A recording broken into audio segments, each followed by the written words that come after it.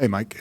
Hey, So, obviously, first big move of your career. I'd be interested to know. I actually just saw you post about an hour ago, shooting out of Brooklyn Bridge Park. Like how you've been embracing Brooklyn, and what this has been like as a new home. But off the court, but also what it's been like. With this coaching staff and getting back in the situation. Yeah, honestly, it's been great. I think taking a few weeks to get acclimated has been amazing, and just kind of exploring the city. Coming to New York, like from Denver, we would come to play the Knicks once a year, the Nets once a year. It always seems super overwhelming.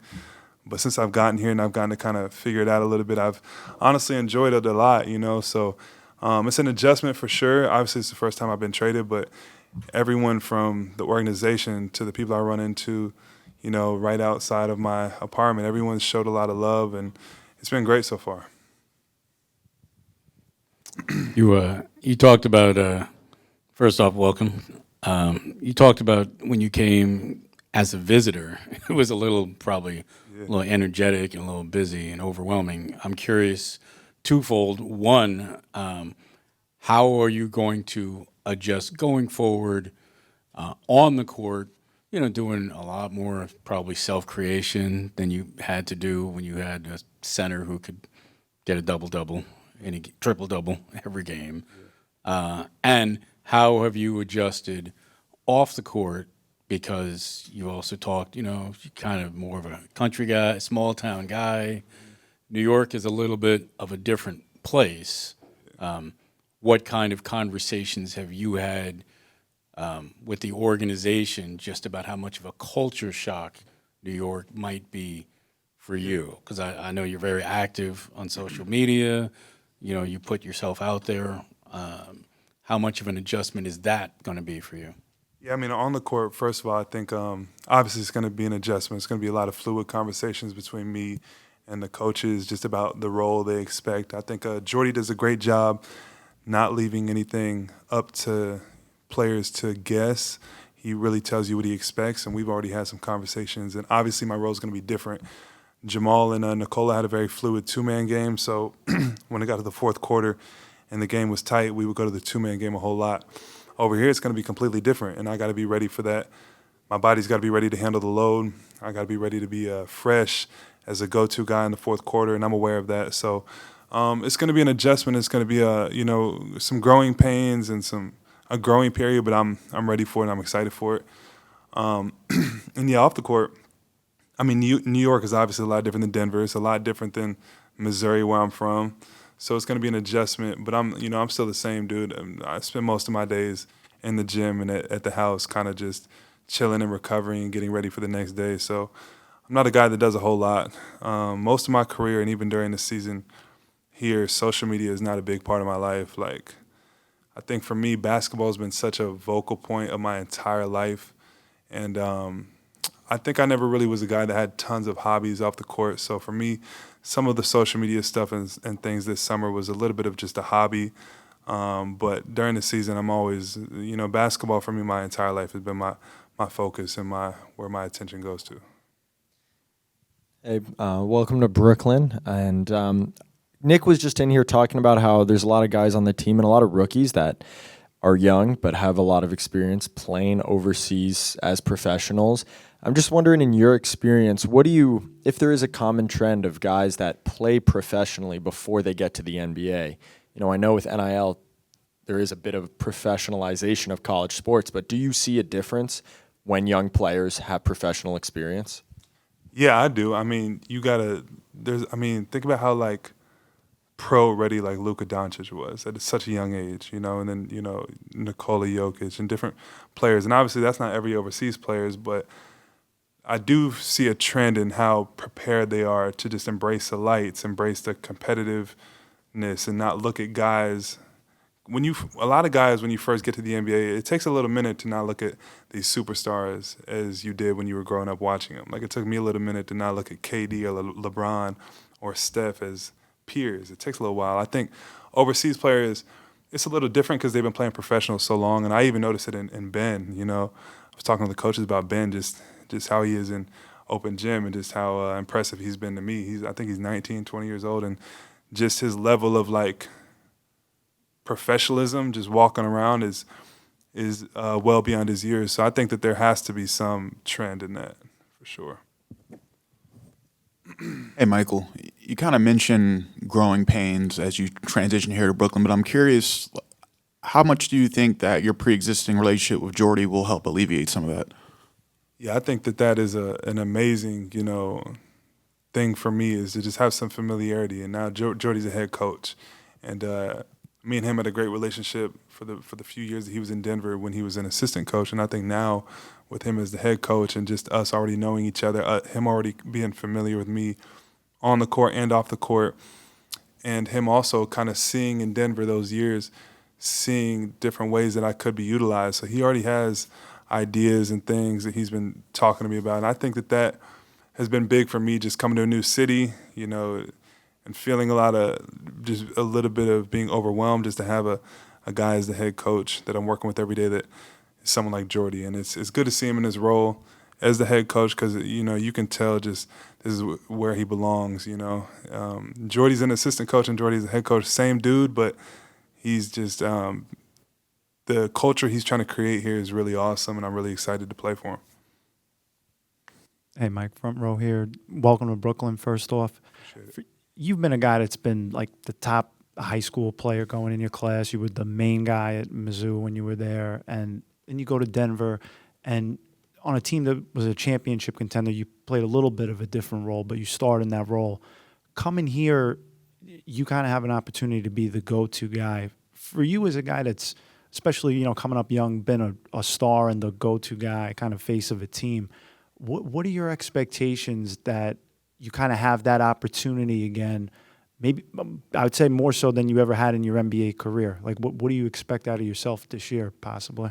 Yeah, my whole basketball career leading up to the NBA, that was my role, was being a guy that all my teammates looked to and being a leader of a team. And when you get to the NBA and there's guys older than you, more established than you, I think a lot of players fizzle out because they don't know how to adjust to that new role, because these are all the best players in the world. At some point in your career, you were the man, but I definitely was accustomed to that role, and in Denver it was different. But I think I never lost that the ability to do that in summer pickup runs when Nikola or Jamal weren't on the floor with me. I was still trying to push myself in that area of like being the guy on the team, even if it's a pickup run. So I think coming here, the role is going to be different, and I'm not, we already have so many good players on the team who, Cam Thomas, I think that he's one guy that has been severely underappreciated in his ability to put a team on his back and score the ball. And, I experienced it playing in Denver when we played the Nets. Like, Cam he's a tough cover, but we got a lot of good players here, and I think that we're going to work together very cohesively. And but me personally, I'm embracing that role as a leader, and having won at the highest level and played in the playoffs every year that I've been in the NBA, I think that not just on the court, but also off the court in the film sessions, I'll be able to share some things with these young guys that hopefully will kind of speed up the process for everybody. Michael, Ray, I guess to that end, I was wondering, what do you think, will be harder? Is it going from the first time from having been a star in your amateur career to kind of downsizing your role, or now having to be the guy for the first time in your professional career and something you haven't done before in this place? Yeah, I definitely think the challenge will be, especially post some of the injuries I've gone through, and kind of being able to play a role in Denver, and kind of being able to defer to Nikola at times or Jamal at times. You saw glimpses when Jamal would be out where I was asked to do a little bit more, and I was capable of doing it. But I definitely think the harder thing will be going from that to this. It's going to take a whole new level of focus for me, and a level of intentionality with my workouts and my conditioning and this and that, but and my recovery as well. The load will be a lot different. There will be less standing in the corner for me, and watching Jamal and Nikola do their two-man game. So it's going to take a level of being in shape that I probably haven't been in. But like I said, I'm embracing it. I think this year is a very important year for me in my career. And I'm excited to get things going. I feel like my body's in a good place. And, even though there's been, Yeah, I mean, my focus has been basketball. That hasn't been the main things that I've put out on the social media. But over the summer, I feel like I've taken my game to a new level, my conditioning to a new level. So I'm excited to show that for sure. Welcome to Brooklyn, first of all, back here. Just kind of talking about more specifically the reputation Brooklyn has around the league of good development, a good culture, especially with Jordy being here. Is that something you've seen firsthand? Can you account or attest to those rumors? And then also, just kind of going forward in your career, we've heard 1% better used a lot from a lot of these guys. Does that resonate with you at this kind of stage in your career specifically? Yeah, I mean, I've never been around a group of guys in the that takes so much pride in like all the little things. Like every day they're keeping track of all the little ticks on your body and creating programs for us and things like this. And Denver was great, but this is a whole new level of like attention to detail that I haven't been a part of. Obviously, I've only been in Denver, but even the guys in the locker room just telling me stories of guys that would get traded here and be like, man, this is completely different than where I'm. It was the same thing for me. Like their attention to detail and pushing you and kind of seeing you progress and then changing your program. And that's in the weight room, but that's also on the court as well. And Connor, who's one of the main guys putting me through my workouts, he was also in Denver for a number of years. So that's also another familiar face for me. But yeah, I mean, those rumors are definitely true that they are above board on all those things, 100%.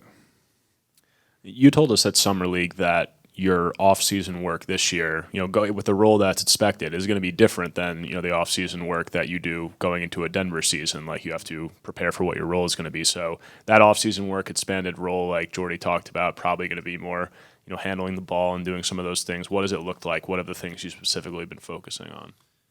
Yeah, I mean, I think like a lot of NBA players in their workouts, they practice the things that they're going to do in the game because there's very little use in doing some things that you're never going to be able to do in the actual game. So in Denver, although I would still explore my game and work on different things, I wasn't spending a lot of times in my workouts coming off of pick and roll and hitting the pocket or doing different things like that. And over here, I mean, a lot of the attention in my workouts is of those things that I'll be doing different here. Mid-post work, catching the ball in the mid-post and facing up and making a read and being able to jab and shoot right over the top or one dribble pull-ups and things like that. And in Denver, those weren't the shots that, although I could probably do those things, those weren't the shots that the team, wanted me to take. And I feel like on a championship team, a lot of guys have to sacrifice. Aaron Gordon, for a lot of the years that I was there with him, he went from being a go-to guy in Orlando to downsizing in his role in Denver. And that's what it takes. So now to kind of have those reins off and kind of be able to shoot different shots and those be okay to shoot, it definitely changes your workouts, just the repetitions that you do. And you've been very active on social media, you've been doing the vlogging stuff, you've opened up about some stuff personally. Just what inspired that this off season, kind of that side of your personality and letting that show? Yeah, I mean, the podcast I started years ago. I just thought it's important, some of the things that I've gone through. I think it's important for players to be able to kind of have a say in their own narrative and not just be, So I mean, that was part of it. I've had the podcast for a while, so it was nothing new. It honestly was just more of attention to detail in my life. I read a book, and it was just like that thing that you put off for in the future, like spend an hour a day doing it now. And so I was like, man, what's something I really wanted to grow in the future? And it was my podcast thing. So I just honestly gave it more effort because you have 24 hours in a day. I'm not going to be in the gym all 24 hours. So I think it was just a little bit more of intentionality of just trying to be more consistent with it. And obviously it took off a little bit and people paid attention to it, but there was nothing that really inspired it. It wasn't like, oh, I got traded, now let me just get on this podcast. I think it was just me just being more focused on it a little bit, yeah. Mike, welcome to Brooklyn. Obviously, this is a different situation than what you had in Denver. Obviously, this team is still rebuilding. Do you feel like you get to impart the knowledge of like what it's like to win a championship with these young guys, or is those conversations with, some of the younger players just like more of, hey, this is how you can improve your game, and we'll see how, the wins come, at a future point in time? No, I think, when the season starts and then we see how we're playing as a team and we see, like, I'll be able to tell, like, oh, this is what we need to work on if we really want to win games. Or, like, in the fourth quarter, the first 3 quarters when it's more up and down, we do pretty well. But in the fourth quarter, when things slow down, we're struggling. Like, we'll be able to go through the film, and Jordy's one at a high level as well. But me being on the floor and then playing with all these young guys, I think that's part of my duty is now a guy who's been in the league 7, 8 years. I think that's part of my job and my duty to kind of like impart some of those winning habits to my teammates that I'll be on the floor with. So I'm definitely embracing that. I think that'll be a big part of what I focus on for sure. Mike, this is twofold. Do you view yourself more effective as a 3 or 4, or is that just depending on whoever you're on the floor with, whatever the lineup is? And you touched on your pod. I'm curious whether some of your podcasting comments about the WNBA has that elicited any of the Liberty players to try to get you on a pod to debate, WNBA I mean, salaries or anything? I'm the biggest fan of the WNBA. I have 2 sisters that for most of my childhood beat me every single day at basketball. Like I'm the biggest fan of the WNBA. I grew up with Sophie Cunningham. She's also from my same city, so we've talked a little bit about being able to just chop it up and talk on a podcast and things like that. As far as your basketball question, I think it depends on the matchups. I think 4s sometimes have a harder time keeping up with me coming off of screens and things like that. But the NBA is so fluid now. Even if I play the 4, other teams can still put whoever they want to put on me, defensively. But I think the 3, 4, I feel comfortable in either position. I feel like I can rebound good enough to play the 4 at times with Nic or Dëmin out there at the 5. But yeah, I think it's just really whatever the coaches want. I think if we're playing really big, then I can slide to that 3 spot and we can put another big guy at the 4, Drew, Timme, or someone else. But at the I can also play the 4 as well. So I think it'll just be different. Hey, Nick. Starting down here on your right. I know you're not actually the oldest guy per se on the team, but the longest tenured net. How do you embrace being a leader for a team with a lot of roster turnover? I'm excited. Like, especially having last year under my belt, knowing what Jordy wants, knowing what he's expecting from us day in and day out, and just trying to give as much game I can to the younger guys and help them grow, help them figure out the league, and also, continuing to grow myself as a player and as a person. Hey, Nick. This is twofold. One, how's your back? I know you were dealing with some back stuff over the course of the season. How is it? Did you need an epidural or any kind of procedure or anything at all? And secondly, I know there were aspects of the season that you were not overjoyed with. What are some of the things that you worked on that you felt you needed personally to improve in? My back feels great. Thanks for asking. Feels really good. Just having a summer where I was able to just really focus on myself, focus on getting stronger. It's been really good. And what was the second part of your question again? I know there were parts of your season you acknowledged. Oh, yeah. Yeah. What kind of things you work on? Yeah. I mean, we all know, like, last year it was frustrating for the team, frustrating for myself. I didn't perform how I wanted to. I really just fleshed that out and just focus back on the work. Like I said, just consistency, being in the gym every day, being around family. It was really good. It was healing. I'm excited for this season. I've had a really good off season, so I feel really good, and I'm ready to get to it. Hey, Clax, just curious. We talk about the young guys and being a leader, but also there are a lot of young big men on the roster as well. What can you supply them this year to help them out and secure their career in the NBA?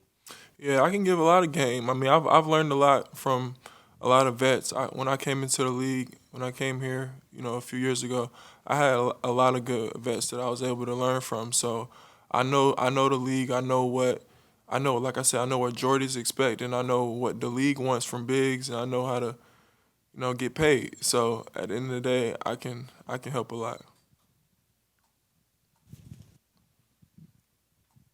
Hey, welcome back. Over the second half of last season, we kind of saw some of your, just like assist to turnover numbers, some of the offensive responsibilities you had at the top of the key progress. I'm wondering if you felt that over the season, if you felt from opening day last year to the end of the year you had grown in that aspect, and if it's something that you feel like you're more prepared or more excited to do this season.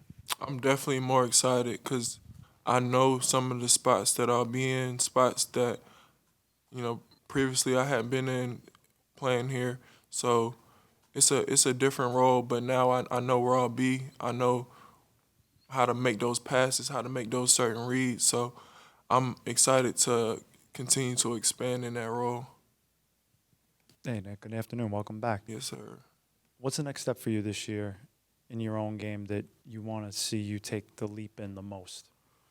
Man, really, it's consistency. Consistency with every day showing up and growing my game in certain aspects. Being a leader consistently, not keeping my mental in a good place and not, like you like to say, crashing out there. So just making sure that I'm just consistent, man. That's really the biggest thing. Yeah.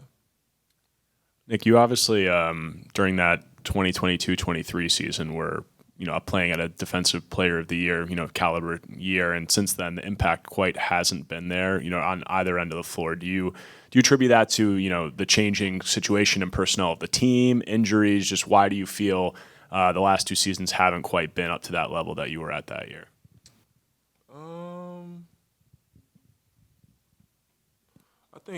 I think change. I'm not making any excuses, but it's been different every year since I've been here. So I'm always adjusting, I'm always adapting. But like I said, I had a really good summer, so I definitely feel that this year I'll be able to get back to playing on that level consistently, and that's my goal going into the season. Hey, Nick. You brought up about, trying not to crash out as much this season, but, a lot of people around the league are expecting this season to look a lot like it did last season. In your opinion, from what you've seen so far, what makes this roster, getting you excited to go out there and, work for camp and all that?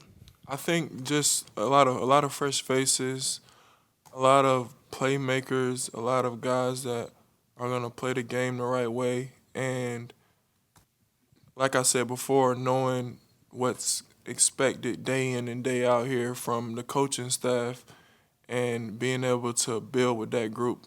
I've had a lot of different coaches since I've been here, so I'm always having to adapt, but just having that kind of peace of mind knowing, okay, this is what we're going into camp, going into the season. Someone in that same vein, Nick, just you mentioned your mental being in a really good place. I guess I'm kind of interested how much becoming a dad does that in kind of giving you perspective about life and basketball and all of it to kind of put you in a good spot here coming in.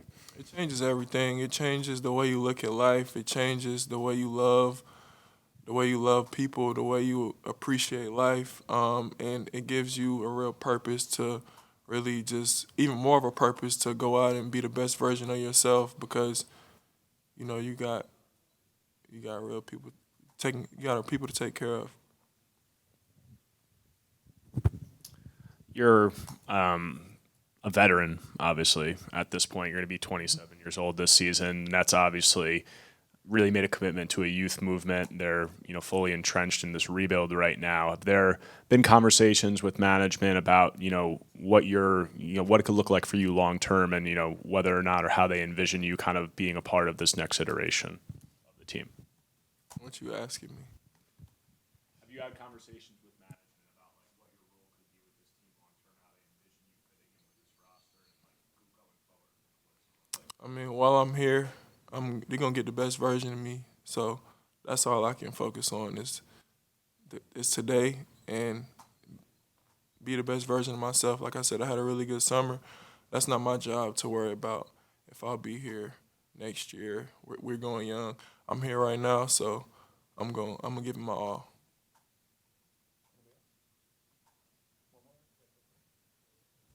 Just you saw Danny Wolf play at Summer League.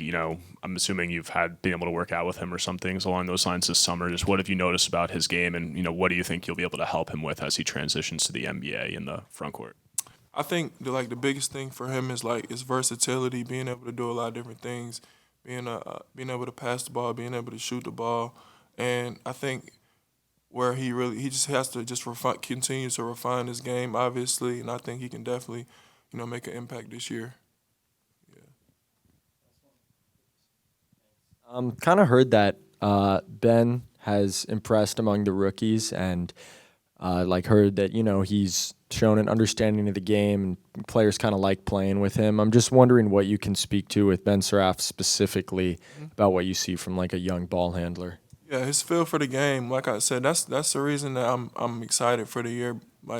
Just us having a lot of dudes, I feel like they're experienced because they played professionally, and just being able to help them continue to refine their games, and I think it can be really good, and they're gonna be thrown into the fire for sure. But that's what you got, guys like me, Terance, Mike. We'll be able to help them along the way for sure. Yep. Hey, Cam. Obviously, last year, I think it was 25 games that you got into. You had career high numbers in the games that you did play. Obviously, disappointing you didn't get to play more, but what are the things that you can take from last year that are really encouraging about the way that you can play and the way that you can, fit in this system? Yeah, just really just playing my game, getting, another year with Jordy, understanding what he wants. But really just, playing my game, playing within the system, really just, becoming a more mature player and reading the defenses and just, just taking what they're given and, it all come back around. But really just playing my game and really understanding what Jordy wants. So I think that's really what helped me. And I think another year of that will be even better. So, can't wait to get started.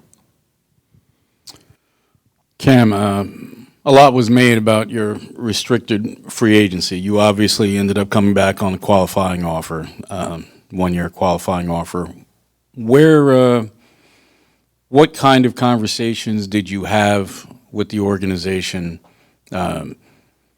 just to make sure everybody, that your head is in the right place, where they're coming from, what they need to see from you, what you want to see and what you want to get out of this season and what you want to see from the organization? What kind of conversations went into you deciding to take the qualifying offer rather than whatever they had put on the table?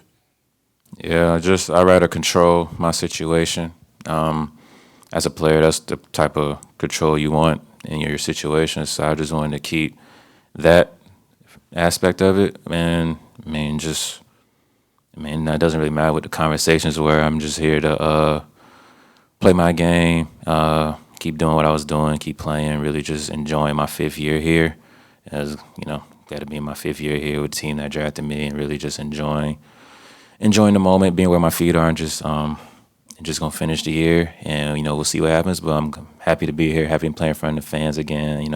I love playing here, so I can't wait to get started.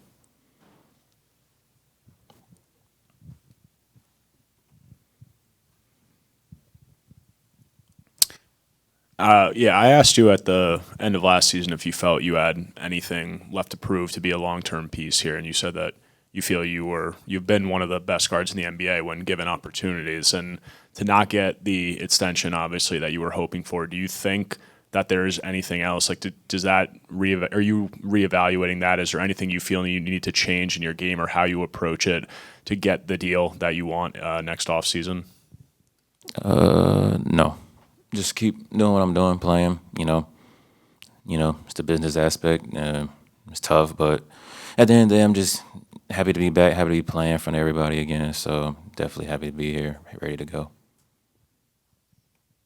Hey, Cam. Good afternoon. Welcome back. Appreciate it. Curious for you, two-part question. One, what did the conversations that you had during free agency say to you about potentially your future here?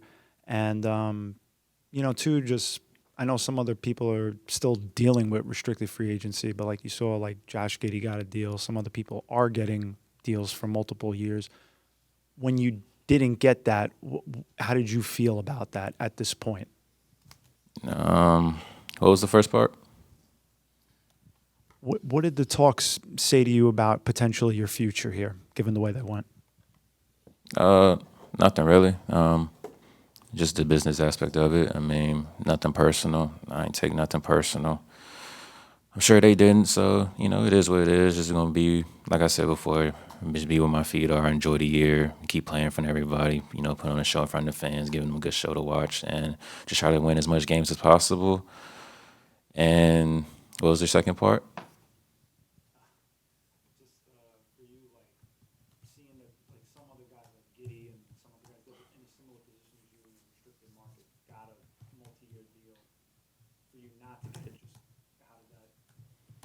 Dealing with that emotionally, I guess. No, I don't care. They can get what they want. I mean, it's not my situation. My situation is different from everybody's. Everybody's situation is different. So I'm just gonna, just deal with what I gotta do with this year. And plus, the big thing for me was just really, controlling my free agency and controlling this year coming up. Just keeping that, essentially that power that I have as a player in that qualifying offer. So just gonna deal with that and finish the year out and, really just enjoy my 5th year here. So I'm just happy to be here.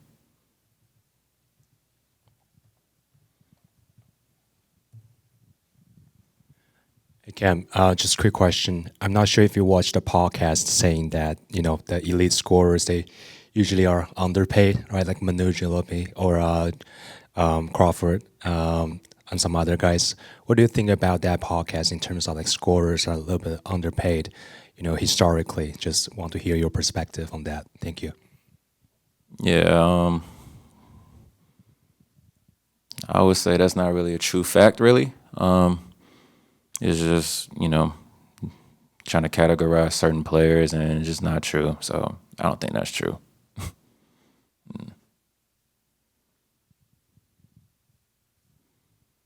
Hey, Cam. You mentioned how you like signing the QO because it allows you to control your situation. Obviously, a lot of people kind of viewed it as like a bet on yourself type of thing. Were you concerned at all about the downside of it and going into this year with no contract afterward and, potentially if there was any multi-year deals that you had turned down or anything like that? But had you considered the downside, and what do you think of the downside of going into a QO and this upcoming season for you? You obviously look at everything, you consider everything, but at the end of the day, I feel like it was more pros to me taking the QO than taking any other deal, honestly. As I said verbatim many times, you just want to keep that power that you have as a player as much as you can, as long as you can. So I think that's really the main deciding factor in taking the qualifying offer. So I think that's all it is to it. Just you want to keep that little bit of power that you have in that QO if you don't, get the long-term deal that you have. So I think it was a good deal for me, and it works out both ways. So I think it's, it's fair enough for this year. You had a strong reaction earlier this offseason to some reports about, there being a consensus around the league, empty calories, ball hogs, some of those things. And that's obviously been a narrative that's followed you since your LSU days. Just with what you've been able to do, since coming into the NBA, you were a late first-round pick. I think a lot of people would say you've, exceeded what your draft slot has been. Why do you feel like that narrative just continues to persist and follow you, into what is now your 5th season? I think people just want to have something to talk about because, last year when I was out there playing, we were the 6th, 7th seed in the East, and everybody wanted us to lose and tank. So that's not really, a fair fact that you could give out about the way I play. So, plus I think it was just, people just wanted to do clicks in the off season. It wasn't much going on, so just wanted to bring me up in that aspect. So, I didn't really put too much into it, but at the same time, it gets frustrating, whether you want to admit it or not, that people keep trying to spread these narratives and lies about you that just isn't true, and without actually looking at the facts and watching our games. Because, being honest, I'm pretty sure not many people watched the Nets last year. That was actually commenting on the situation. So I think that's really what was like not really understood to me, because I think like if you're not really watching our games, then you can't really like speak on how I'm playing. So I think that's really the main thing to it. Okay, I'm kind of thinking back to your time originally here with the Nets. A lot was said about your relationship with Kevin Durant and kind of the tutelage he gave you with your time here. Do you resonate with that at all now, seeing the young guards that the Nets are bringing in and the kind of tutelage you can give them, whether it's Ben or it's Egor or Nolan? Yeah, definitely always willing to help the young guys. They've been great so far. They've been receiving information well. I really enjoyed them, getting to know them, so it's been really dope.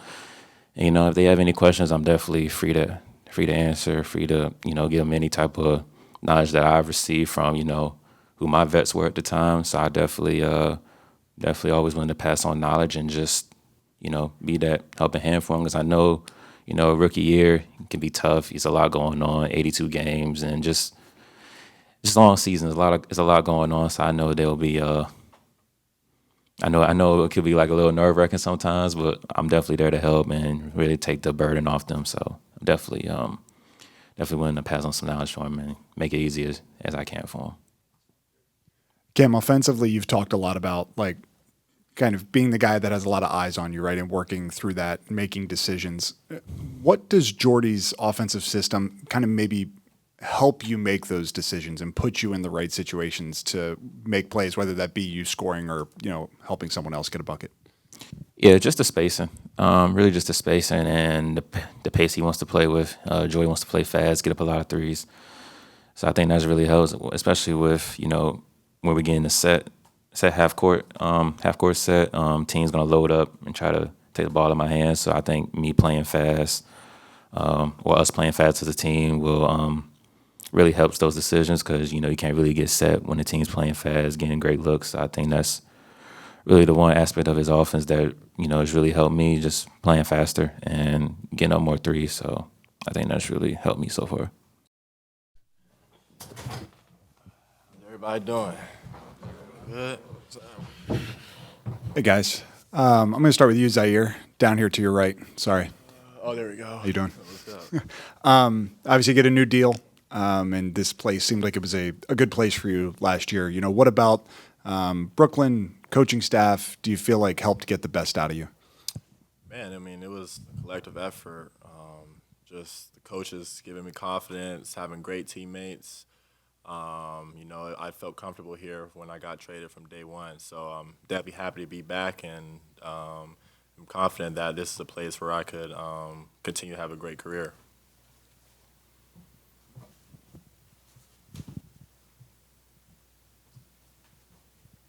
No, we just had Jalen and Dariq in here. Obviously, those are your fellow draft mates, and they kind of talked about the work that you've put in this offseason, you know, both on your body and on your game. Where do you feel like you've improved the most here with all the work that you've put in this offseason? A little bit of everywhere. Main thing was being able to get to the rim efficiently and be efficient when I get there. So I think I've improved in that aspect a lot, but we ain't played no real games, so we don't know yet, but I think so. Hey guys, welcome back. Just a follow-up for Noah. When you reflected on last year and kind of the stop and start nature, you know, you had multiple ankle sprains. Is there anything that you maybe felt like you were on the cusp of or about to maybe really improve upon that all those stops and starts in your season kind of prevented you from doing? Yeah, you could say that. The same things I'm working on now, I knew I wasn't great at it last season. I was trying to improve on it. But starting and stopping don't make it easy to do. But yeah, you could say that.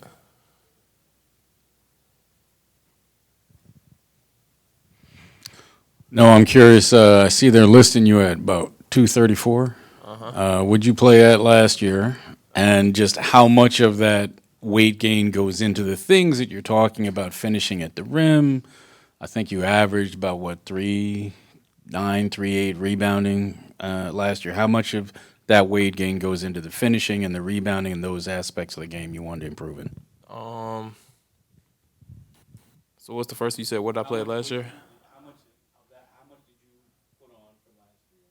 How much of that weight gain did you do intentionally to help you with rebounding and help you with finishing? So I was probably playing between 220, 225 last year. But as far as rebounding, to be honest, that's effort. You just gotta go get that shit, get the stuff. Excuse my mouth. And then what was the other one? Finishing. Yeah, that too. That'll help. Being able to get to my spots where I want to go, get the 2 feet. Being more of a enforcer when I'm driving the ball rather than trying to go around people, things like that. So it should be helpful.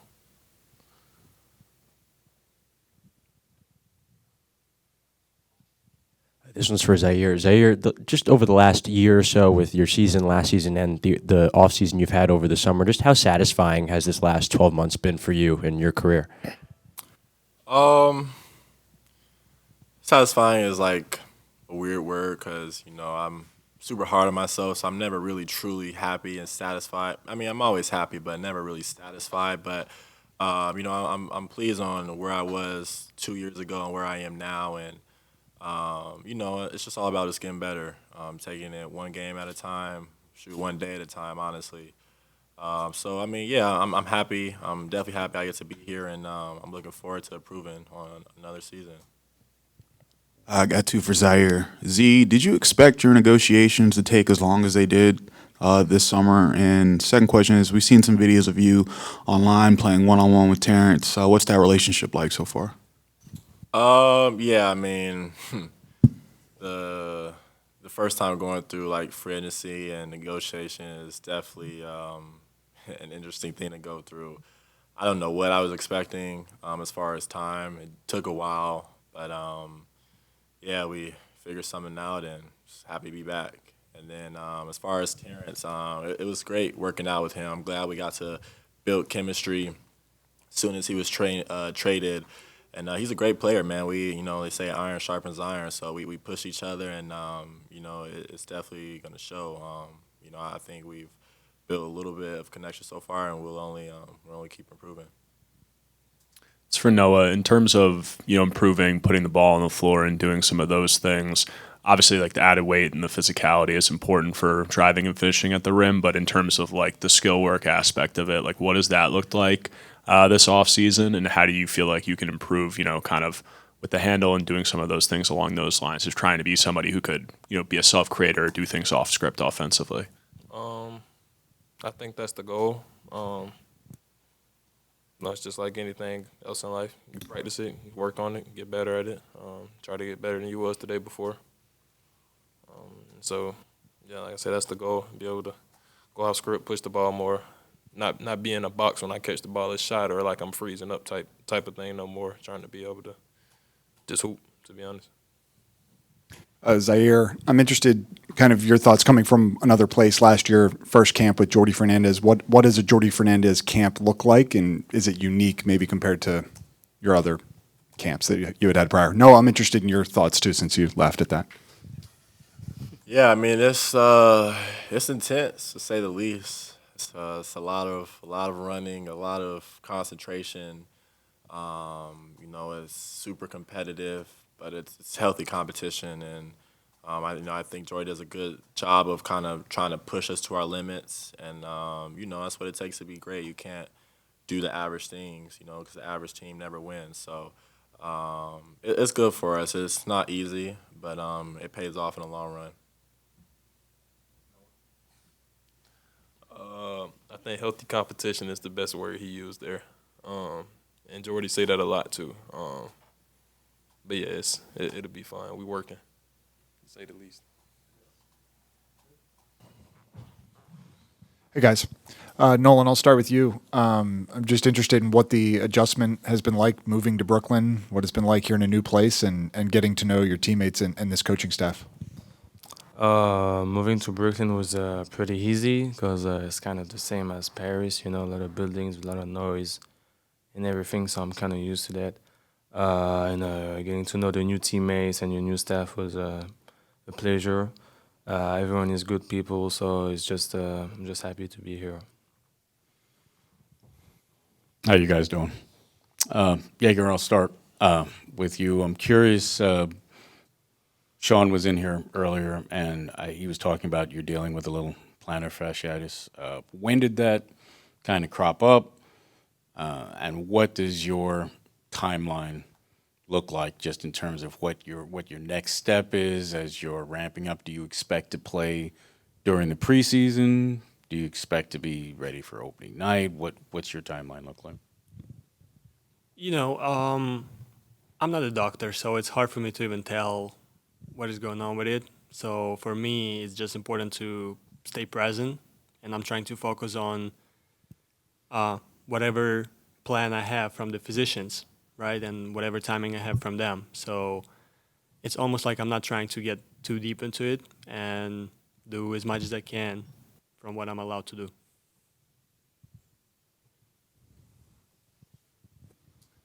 When did that start to become an issue, and was it something that happened in a specific workout or game, or was it something that was like over time became a problem?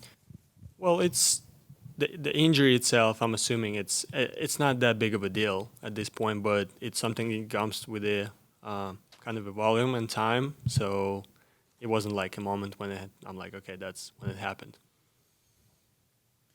Welcome to Brooklyn. Egor, just for you, how have you enjoyed your time in Brooklyn so far? What are some spots you've hit up and just like places that you've been liking so far? I love it here. I'm a food person, so I like to eat, and there's a lot of spots in Brooklyn and New York in general, including any type of kitchen I can find from all over Europe, Russia, or Asia, or whatever it is.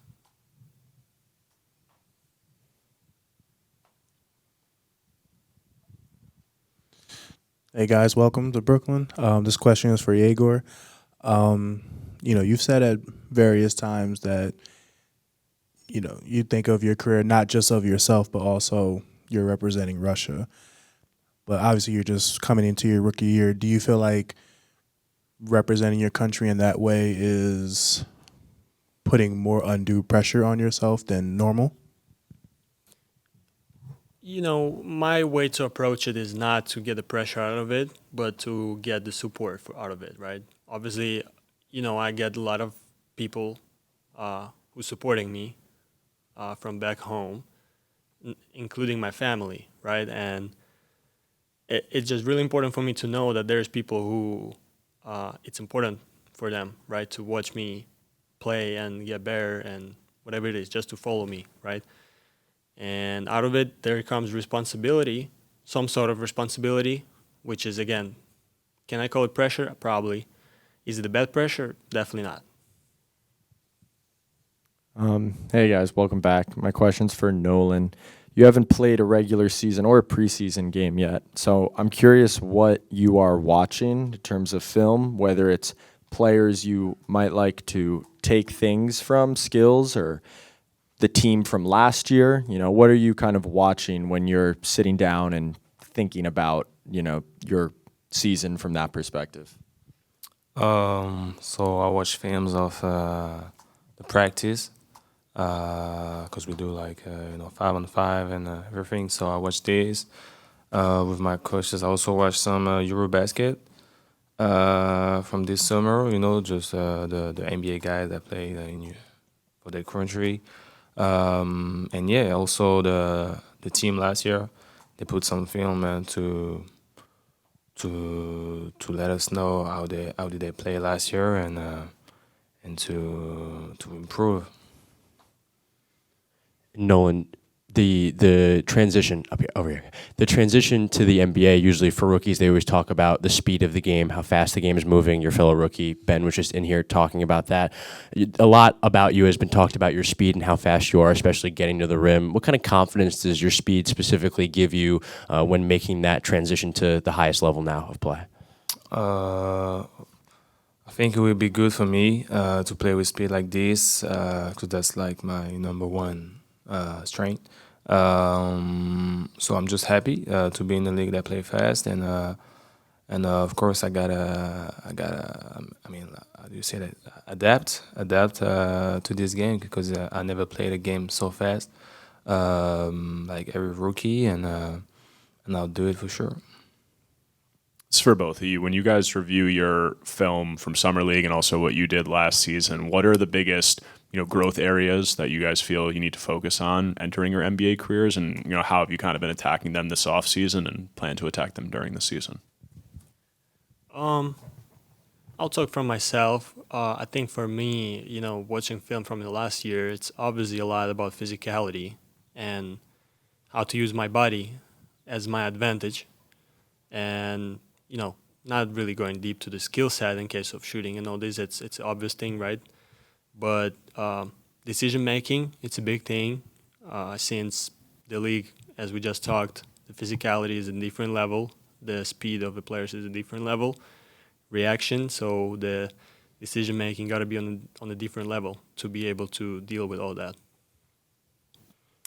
For me, I would say pretty the same. The physicality might be one of the biggest areas of improvements. And yeah, the general, experience that you will get from playing, that will come with time, and I think it will be okay. Hey, Egor, we saw on social media that you had some workout sessions with Phil Handy over the summer. What did you get out of that? Yeah, I actually worked out with him a couple of times, and I work out normally in the summer with Zach Gonzalez, who was really close with Phil and learned a lot of stuff from him. And I really appreciate these guys. They take care of me, talking about the preparation, the summer work.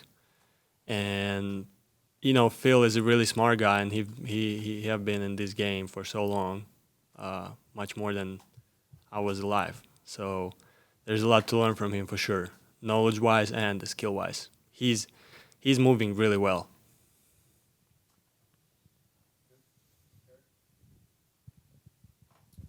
There was, following the draft and throughout the offseason, there's been a lot of criticisms of the Nets draft class and, kind of the picks that they made. Have you guys spoken about that as a group? Is that kind of bulletin board material, or is it something that you guys don't really notice or talk about that much?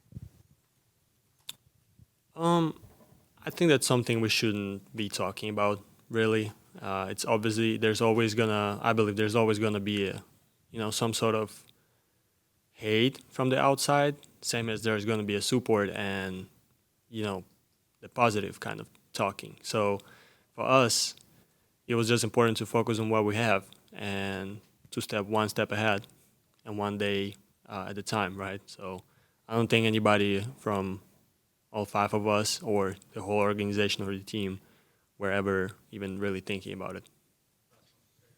Yeah, for both of you guys, I'll start with Nolan and Egor. I'd be interested in your thoughts too. But what have the conversations been like, obviously with Jordy, but maybe the coaching staff at large and the front office about like what a development plan looks like for you guys, right? I mean, there's 5 rookies and obviously a lot of young guys on this team. What are like all of the resources that will be used to help you guys, develop kind of as fast as you can? First, I think we're trying to know each other well, like human-wise. I think it's important. And after, it's just a simple thing, simple aspect of the game that they want to share with us. And yeah, that's it. I mean, we're just going to practice, and the relationship with the coaches and the staff is good because they are good people, so just like natural. I agree with Nolan. I think that's a lot of details, but they also trying to make it all super simple for us to understand and for our transition to happen as easy as it could be. For us, they ask us to be ourselves and execute whatever they ask us to do. And for us, again, it's just the question of how much we want it. And for us, it just requires work every day and learning, film, and making relationships with everybody around. Hey, Haywood. Welcome to Brooklyn. This is obviously kind of your first new situation now in a little while. And in that time, right, you kind of established yourself as a guy in this league. What is your mindset and going into this new opportunity on a team that you're going to be, one of the veterans of? Yeah, good to be in Brooklyn. Excited to be here. For me, I just want to come to this organization and really try to help Jordan and build a culture. Be a vet in the locker room. I'm one of the older guys, like you said. Help these rookies out, teach them how to be a pro. and just show what I'm about. Playing defense. Being competitive, being a dog, being a hard worker, and just proving that I'm more than just a 3-and-D player on a very good team. So I feel like I got more to me, and I love this new opportunity for me. Haywood, welcome to Brooklyn. Just curious, just wanted to ask, health-wise, what are you capable of doing now, and what kind of timeline have the doctors and the trainers and so forth given you? Yeah, so right now I'm like 6.5 weeks out of surgery, so I've been doing light jogging, spot shooting, movements and workouts. Not 100%, light contact, and the plan for me is, the plan is to be ready for the start of the season, the regular season. Yes, that's the plan. So yeah. Hey, Haywood, welcome to Brooklyn. And I'm just kind of wondering what your previous relationship is like to the city, to Brooklyn, just kind of off the basketball court. And then, as an aside, what your outside perception was of this franchise before you got traded here. Right. So as far as, off the court, my relationship to the city, visited New York, Brooklyn a couple times throughout my career, obviously playing against them. I'm from Baltimore, so I'm not too far from here. I'm kind of familiar with the area. My girlfriend's sister lives here, so we visited her a couple times. So I'm kind of familiar with the area, and still learning, things here. But, I'm definitely looking forward to embracing the city embracing me. And I know, New York loves sports. Their fans are amazing, so I'm excited to be here. And this organization, the Brooklyn Nets, I've only heard good things about them. Their medical team, coaching, front office, everything's been great things I'm hearing. So I'm excited to keep building this relationship with them and us to move forward, and just to do whatever we gotta do to help each other out at the end of the day. Yeah. Hey, what's up? Welcome to Brooklyn, brother. Being in Miami and the Heat culture, as they would always say, you come here, culture's a pretty big buzzword here in Brooklyn as well. I know it's a short time here, but I'm just curious, do you notice any similarities or differences between the two organizations in terms of that buzzword culture? Yeah, I definitely see some similarities. Obviously the Heat have had, the culture for many years, longer time period, as far as just, the staples of Pat Riley, Eric Spoelstra, Mickey Harrison. So the Nets, and, being here for these couple weeks I've been here, I've seen, Jordy's definitely trying to build something special. He's got, us working hard behind the scenes, got us locked in on, different things that, going to help us throughout the season. And, and I'm excited to be here. Like I said, I just want to just be a voice in the locker room, be a leader. I played in playoff games. I played in the finals. I played in a lot of big games. So, they definitely have what it takes to, make that next step. I think a lot of people are obviously doubting Brooklyn, but at the end of the day, you still got to go out there and play basketball. But I think, Jordy and Sean are doing a great job of building some type of culture here. And, I think we're heading in the right direction. Hey, just expanding on that point, talking about Jordy, what was your initial impression of Jordy and the kind of regime he's building here? Yeah, I've gotten great interactions with Jordy. We talked on a number of times. When I first got traded, he called me, and I got great energy from him. It sounds like he's a defensive guy, which I'm a defensive guy, so I love that. And he has some similarities to Spo as well. It was all about hard work, all about grit, toughness, and just trying to just do whatever it takes to win. Jordy wants to win games at the end of the day, and I respect that because I like to win. I don't like to lose at all. So, me and him are going to keep building a relationship, and, I think he's a great coach. You spoke about being a leader, and you were in Miami. You were a younger guy who had to fight, and then you established a role. Now you're coming here, and you are one of the older guys on the team, on a team that has a historic rookie class. Just have there been conversations with management about what filling that role looks like, and to you, what are your goals, and how do you approach kind of showing these young guys the ropes and what it takes to be a pro? Yeah, there haven't been conversations, directly. I think that kind of happens just naturally as a vet or older guy, kind of, trying to take somebody under your wing, and try to show them the ropes of the league to make sure they're doing the right things, to make sure they stay in the league, to make sure that they're, doing stuff the rookies are supposed to do and the young guys are supposed to do to make sure they're taking that next step. And the goals for me, I'm here to be a voice. I'm here to be, anybody comes a voice and a resource somebody come talk to, because I've seen a lot of different things. Been in the league for a minute now. Like I said, been in big playoff games, so I've seen it all, and I've learned a lot from the Heat as well, like Udonis Haslem, Bam Adebayo, Kyle Lowry, like vets like that, Kevin Love, and obviously, like, I'm not at the stage in my career where they were when they were teaching me. I'm still kind of younger, but I think I still have a lot of knowledge that can help these young guys here. And, I feel like every locker room needs somebody like that as well. Not just me, obviously. You got T-Man here, MPJ. I think we can really, bring some type of veteran leadership here and, just help these guys understand what it takes to really win in this league and what it takes to, like, be a pro in this league, Haywood, welcome to Brooklyn. Obviously, you brought up, MPJ, Terance Mann, and, you made a name for yourself in Miami, but you obviously come to a team that's, full of talent at the 3 spot. What is your mindset like going into camp knowing that you're competing with guys like MPJ, Terance Mann, and some of the younger guys at the 3 spot as far as, like, fighting for playing time? Right. So, I mean, for me, I'm just kind of focused on myself right now. Obviously, like, I'm not going to be participating in training camp fully right now. We're dealing with this knee injury.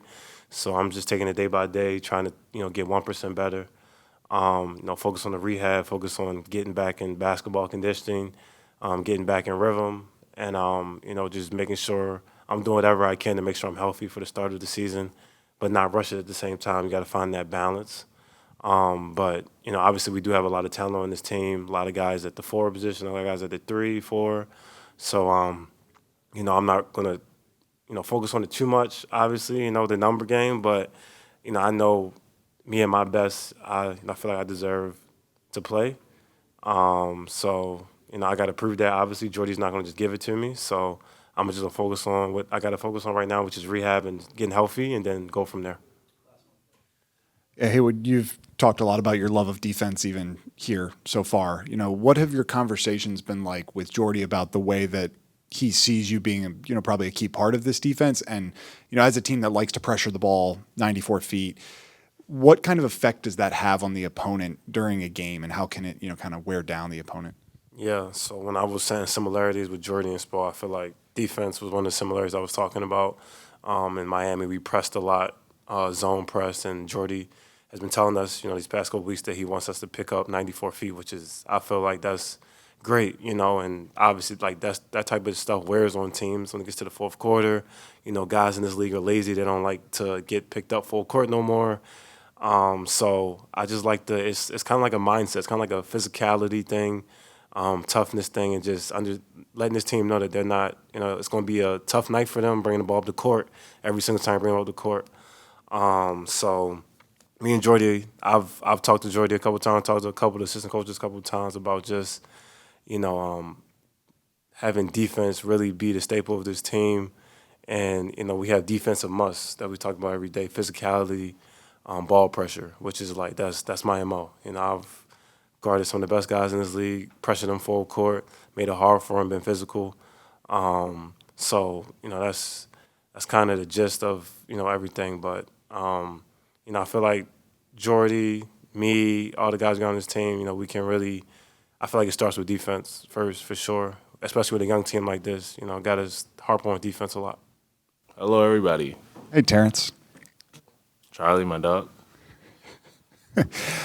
Obviously seeing a lot more people you also know being back in Brooklyn. What is this like for you, just on a personal level, to be back here? And, how excited are you to play in front of a bunch of people that really close to you?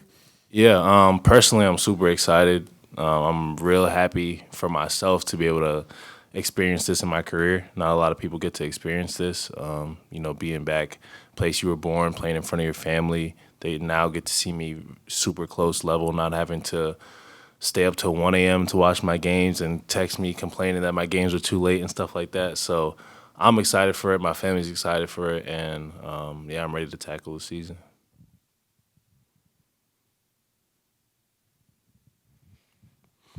Terance, has it tripped you out how much the neighborhood has changed? Yeah, I talk about it every day, actually.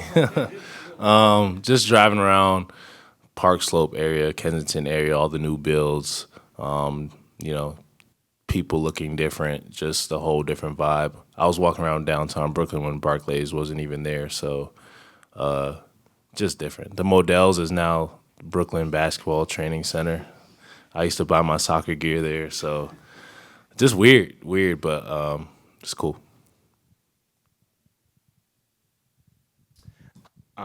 There's been a lot of talk, like we just spoke to Haywood and the other veterans about it, about the leadership role that you guys are going to step into. Just observing this rookie class, you know, the time that you got to watch them at Summer League, the time you have gotten to spend with them thus far this offseason, just what has stood out to you about them as a group, maybe personality-wise, and then is there anybody on the court who stood out?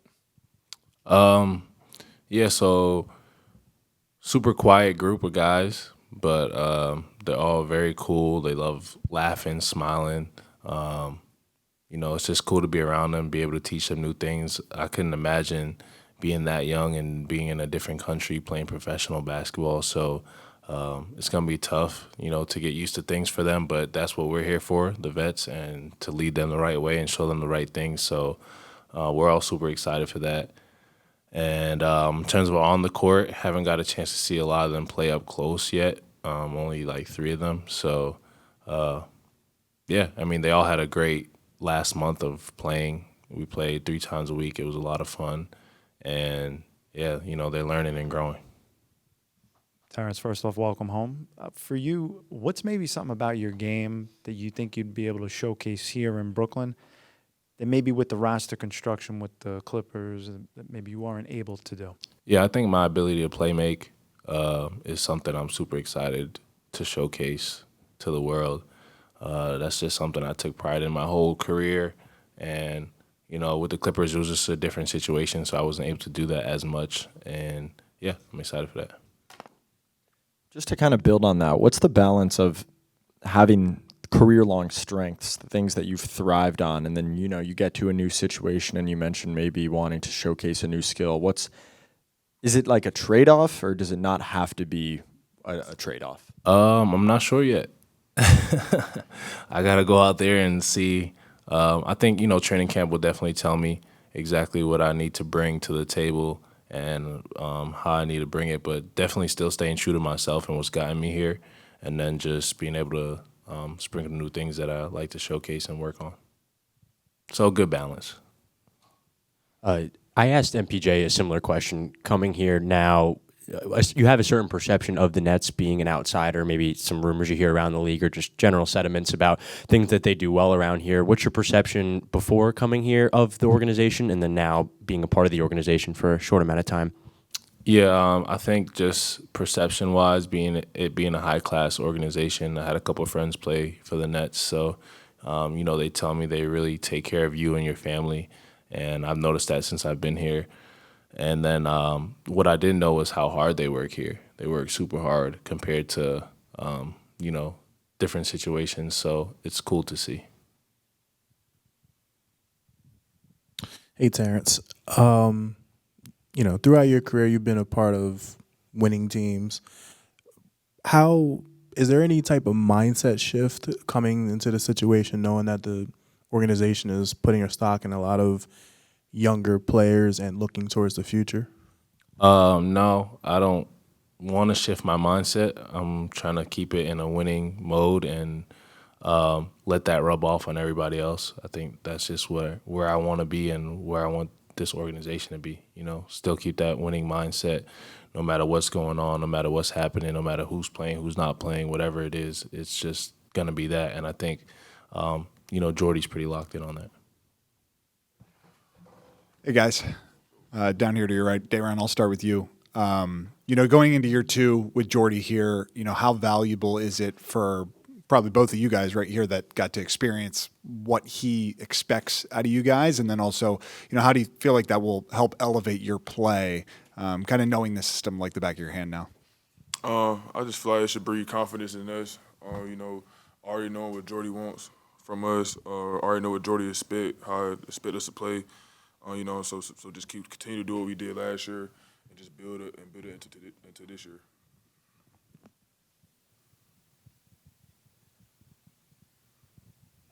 This one's for Yusha. Welcome back, y'all. That's crazy, man. That's crazy. That's crazy. Dayron, did you expect, your deal to take as long as it took to get done this summer? And, how did it feel to finally, get that done and be back in Brooklyn? I didn't expect it to take that long, but, you don't control what you control. And I'm happy to be back in Brooklyn. Looking forward to play for them this year. Just home for me. That's why I got drafted. So, always good to put on for them. What's up, fellas? Good to see you both back.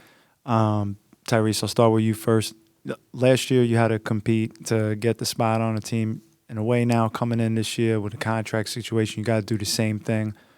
What is it like, having to have that mental fortitude to have to maintain that spot going into the year?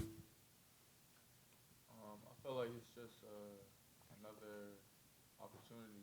I feel like I've been in this position kind of my whole life, my whole journey since playing the game of basketball, always like the underdog route, and I always just found a way to come out on top. So just, being a professional and doing the work I've been doing day in and day out, that just what I always known to do, and just sticking with it and trusting the process and believe that, I'm going to come out at the end where I want to be. And Dayron, for you, first off, congrats on the new deal.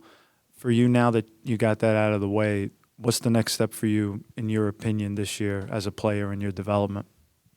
I'll just say for me, just staying consistent. Just trying to finish better around the rim. Just consistently playing hard and putting up the numbers I can put up. Just trying to win. Just doing whatever I can win, staying consistent. Hey guys, welcome back. Just for Dayron, this roster looks different considering the draft class, the 5 rookies. A lot of them are ball handlers. I know Egor's had an injury and Drake's had an injury, but what have you noticed from the rookie ball handlers? And you can throw in Kobe Bufkin as a new addition. Does it feel like playing with this group is any different than last year? I'm going to say for me in general, I play with a lot of guys since I've been in Brooklyn. To me, it really don't matter who really on the court with me, as long as they're out there playing hard and trying to win. So you can give me any 4 guys out there with me, and we're going to go to battle. But, seeing the rookies so far, seeing how they like to play as a team, play together, make the right plays. So, I'm looking forward to play with them for real. This question is for Dayron. You brought up how you weren't expecting free agency to take as long as it did before you signed to come back. Was there any thought in the back of your mind of possibly playing anywhere else as it continued to take time before you resigned? Once I told him I was coming back, I was never thinking about nothing else. I just waiting the time for real.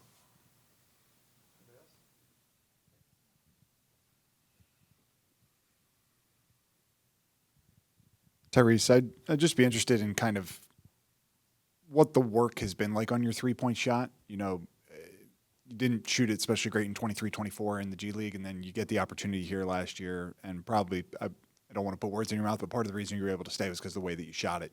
What was the work that you put into that, kind of on a consistency makes, but also the range that you were able to extend yourself out to?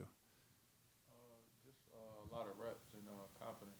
When you play for a coach that encourages you to go out there and shoot 10 threes a game, and obviously that only happened for me one game, but when you go have a coach that just encourages you to do that, it gives you confidence to whenever you get it, you can get it off, that should go up. So when you have that in the back of your head and you're just not second guessing any shot, things like that, and just knowing the work you put in, trusting the work, it's going to show. So that's really all it is. Nothing really critiquing, changing like shots and things like that. And this one's for Dayron. Dayron, Net fans right here. Net fans have seen your game improve and change over the last couple years. Can you just talk about what your personal goal or expectation is for yourself this season? Just continue to dominate the boards as usual. Show that the confidence in my three ball, showing that I could be an elite passer as a big in a short roll. Defense, whenever I get an opportunity, we got to switch 1 through 5 or playing the coverage. Just showing that I could contribute on defense and don't have to get taken out for that. Get my free throw percentage up. It's everything in general. You know what I'm saying? Just trying to show more I'm a complete player, and that I could do a little bit of everything. Hey guys, Danny, I'll start with you. Since Las Vegas and the work that you've put in here, kind of what has it been like? Being a professional, and what have you learned about yourself and the development that you've had? Yeah, I think we're in a lucky position to be able to come to work every day for this organization. I think just speaking with other guys, just how world class everyone here is, and I think just coming back from Vegas, it's just continuing to learn just how to be a pro, how to handle your time and manage it, and just being structured with everything you do. And I think for me, it's been easy to see just the growth and development even in these last, month and a half since we've been back from Vegas. And it's been awesome getting to learn and continue to develop and grow and spend time with my teammates. How you guys doing? Drake, I'm just curious, how's the knee? What are you able to do now, and what is the next step as you're trying to get ready to be, doing 5-on-5 and be 100%? Yeah, yes, sir. My knee's been doing good. I've been sticking with the program that my strength and conditioning staff has given me, and just continuing to build each day, come in with the right mindset, and just stay level-headed and continue to grow from that.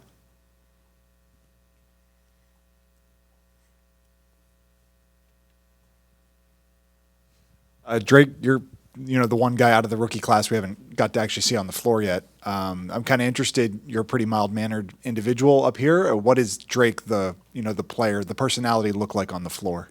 Yeah, just a guy that's on the floor, coming in ready to compete each day. The one who's gonna be there for his teammates whenever they need him to make the right play, and just continue to learn more about the tendencies of my teammates, see if I can, help them and benefit them in a way that that'll help the team win. Hey, what's up, guys? This question's for Danny. You haven't played a regular season NBA game yet, or a preseason game, but I'm just curious if you're actually trying to watch film of certain things, whether it's the way this team played last year or players you may feel you can emulate. What are you actually watching, if you're watching anything at all at this point? Yeah, I watch a ton of film. I think it's super important no matter who it is. But right now I'm watching a lot of film of our play days and our practices and just seeing what I can be doing better. And that's internally. And then from an outsider's perspective, I watch some of the great bigs in the game and just try to take bits and pieces from their games and just try to emulate some of the things they do and what's made them successful. And I think just continuing to learn, and I think film's probably one of the best ways to do that. Danny, staying on the topic of other big men in the league, Timme was in here before you, very complimentary of your game and kind of that relationship you guys have. Can you just talk about how jarring it might be coming into the NBA just generally, and having that sort of relationship, the kind of benefit you get from it? Yeah, Drew's world class just with his personality, his work, how he is, and he's a pleasure and a joy to be around. And I think just having we're a younger team, but we have some guys, especially bigs, who have played in the league and have been successful thus far. And being able to learn from Clax and Dayron and even a guy like Drew, who's going into his third year, just the big thing for me that I've seen thus far is just how much valuable knowledge you get every single day, and having years of experience, it's important. And even these last 2 months, I feel like I've grown so much as a person, as a player, and just continuing on that trajectory.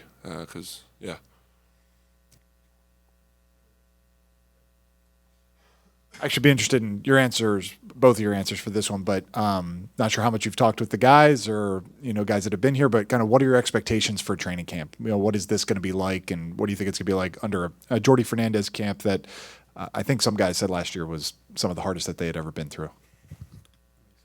I think definitely a lot of teaching moments as we're, trying to, build the right foundation to keep moving forward and towards the season.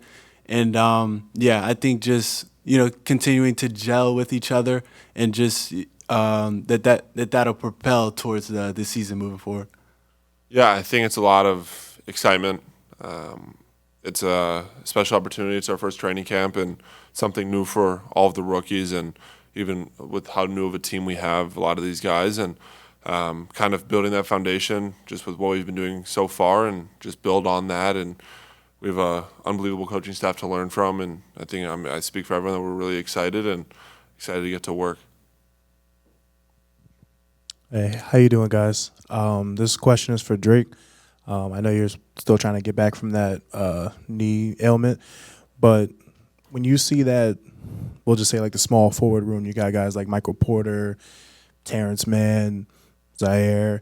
How do you, as a rookie just trying to get his place in the NBA, look at that kind of veteran, let's say, wing group and see how you fit within that as you're trying to fight for playing time? Yeah, I think just seeing the runs that we have in open gym, just seeing their approach to the game, I think that's pretty big. And speaking on Terance Mann specifically, he's been a great vet so far.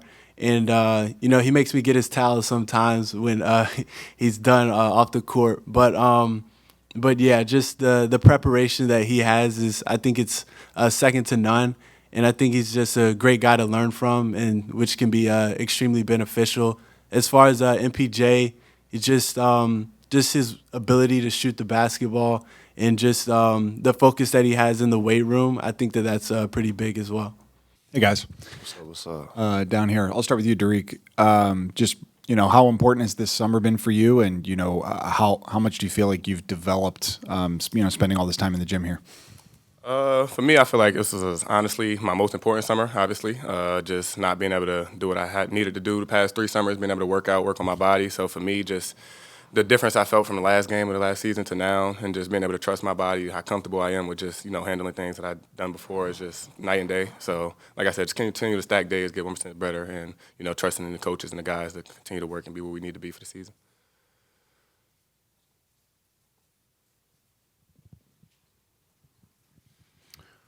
Dariq, when we talked to you in Vegas, you said, well, at your reps and Sean had gotten together and said, rather than playing summer league, you were going to focus on you, focus on your body. I'm curious, what specifically was it that you were doing that you needed to work on? What have you changed? What have you built up? What kind of exercises, et cetera, that got you where you need to be? Honestly, I didn't have the reps of just going out there and competing at an NBA level. I feel like, coming in, like I said, hurt. First year, I didn't really get to play. Had the surgery. Second year, had another surgery and got going late. So for me, it was just more about reps, going out there, like I said, competing at an NBA level, doing it hard. And I felt like my body fully wasn't able to tolerate that. I feel like I just had got off the table. I don't feel like I had enough reps and stuff to me go out there and play at a high level, how these guys were. And now being able to go through this summer, all the running we did, all the conditioning we've done, just being able to, like I said, go out there on a day-to-day basis and my body not hurt, and just to be able to go out there and feel good.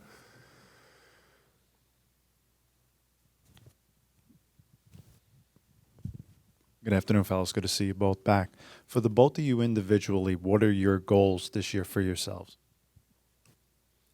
My goal just to, I feel like with the younger team that we have, a lot of new guys, new faces, just to be somebody that some people can lean on, be able to teach some things as the coaches have taught us within the last year of what Jordi wants and the expectations he has set for us to play.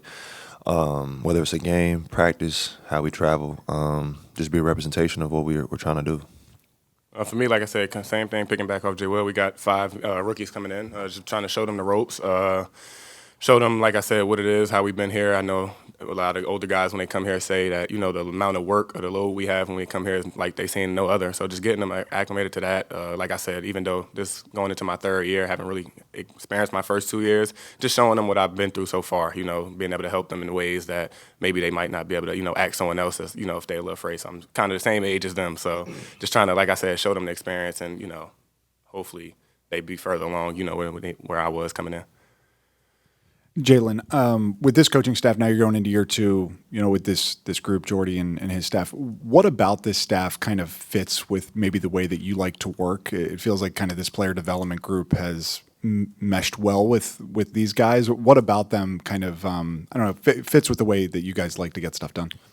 Yeah, I would just say like the consistent hard work. I mean, every single day, whether it's, you know, playing games, we're drilling this, drilling that, it's consistent. You know, Jordy has a level of expectation that we're going to get 1% better every single day. And I think throughout the entire summer, including summer league for the rookies, like, it's just been a high bar set. And it's for us now going into training camp to continue to set the bar on the floor, and how we want to play and the intensity we want to play at. And I just love the intensity the guys bring every single day. You know, the coaches push us to get better, push us to levels that, you know, we may not even see ourselves. And through time and time, you just see yourself gradually getting better. And I just love that part about them. Hey guys, welcome back to both of you. This is for both of you. When kind of talking about Jordy and his staff and the identity he's trying to create here, you both have experienced it for full seasons. What can you say that makes him and his staff so unique, and that identity they're trying to cultivate so unique in comparison to what you guys have maybe seen around the league? Obviously, both of you never experienced anything else around the league, but from what I can see, like you said, you know, this is the only team we've had, but just the way he prepares, I feel like every single game we come into the game prepared to play, no matter who it is, where we are. It's a level of expectation that he has. Like I said, the way we want to play doesn't really change with who we're playing, but it's just a level of intensity. You know, the grit that he wants to play with every single night, and he gets the best out of all of us. I think through every single game, the ball pressure, the physicality are our staples, and the way we want to play doesn't change. And I think just continuing that this year with the newer guys will lead to success. For me, I'll just say the expectation. You know, you got guys where Jordy, he don't care if it's the first 5 guys, so the starting 5 or the last 5 guys on the bench. He expects you to go out there and compete, play at the highest level you can play at. And I feel like, you know, obviously, like I said, we haven't been around the league, but for a coach who expects the same standard and, you know, same type of, you know, competitive level out of everyone, I feel like that sets the bar whenever, you know, you truly going through a whole season. You know, it leads everybody on the bench, 1 through 15 or whatever it is, it knows what they expect when, you know, you're going out there playing for Jordy. Last one I have for both of you guys is you guys came in the league with Noah, and obviously last year was kind of all over the place for him. Felt like every time he got going, he got hurt. What have you seen from him this summer? It looks like he's honestly looks a little bit like a different person. Jordy mentioned he kind of looks like a man. What have you seen from his work ethic and, you know, kind of his want to be great? Yeah, Noah's grown up a lot. You know, every summer he gets better, he gets stronger, faster, more confident in himself and his game, and you can just see the way, you know, we've been playing, practicing, that he's well prepared for this year. You know, like you said, the injuries kind of set him back, but every single time he's been set back, he takes 10 steps forward, you know, and he keeps improving in what he's doing. He's confident in what he's doing, and also we're all confident in him. You know, we've seen it all summer, so now we're just super excited to get it going. For me, I'm about to say coming in, obviously you know what he's capable of, you know what the potential is when everyone said it there, but just for this summer to see how confident he's gotten within, you know, the total aspect of his game with everything, just seeing how much confidence he's gained in himself from this summer, I feel like that's just big for, you know, not just himself, but us, like knowing what we see the work, we seen what he put in, we know what he's capable of doing, and, you know, expecting from us, we know what he's expecting this year from him. So the work he's put in this summer has definitely showed, and I feel like it's definitely going to show going into the season, and we're all happy for him.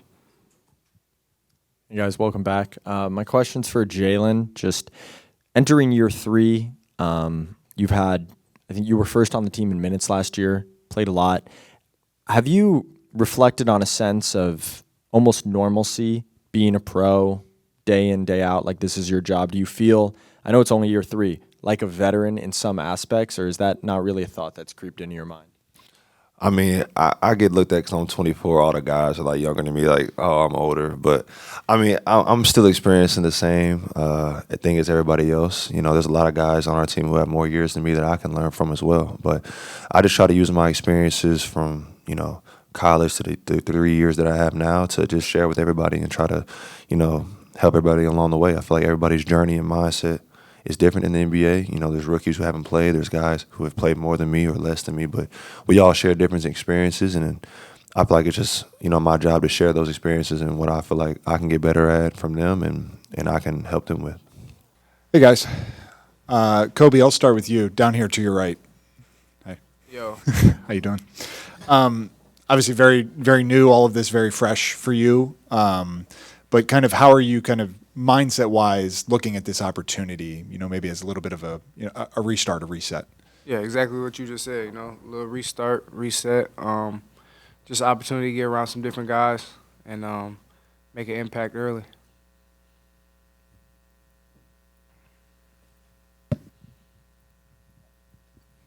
Hey, how you doing, guys?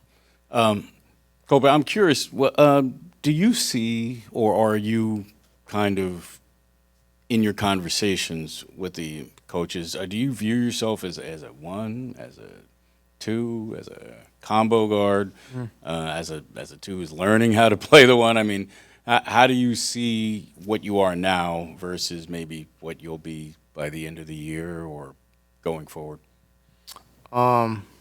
We trying to figure that out together as an organization right now. I mean, as myself, I view myself as, more of a combo that can do both, whatever coach or the organization asks me to do.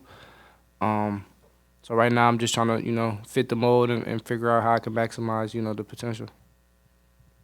What was your initial reaction to the trade? Was it something you kind of could foresee that you could be on the move? Did it catch you off guard? And then what were the initial conversations with the Nets organization about their expectations for you? Yeah, it was something that, kind of could see coming in conversation that I had with my team. Didn't know how soon or when it may be or if it would actually happen, but I'm excited to be here and I'm excited to get to work. Morning, fellas. What's going on? Ben, how are you sort of adjusting to everything you're being asked to do here in Brooklyn, especially in terms of learning multiple positions on the perimeter? I feel like, as you said, I'm trying to learn the new positions and also like the new game style. It's way faster than I used to, but I feel like I'm doing it pretty well so far. The coaches and stuff, teammates are helping me, so it's going pretty good so far. Are you comfortable playing off the ball if it means getting on the court? Yeah, I do. I feel like before I had some years that I played off the ball, some years that I played more with the ball. So whatever the team and the coaches wanted to do, I'll do. And Kobe, do you enter camp fully healthy? Any lingering injuries you're dealing with? No, I'm all good.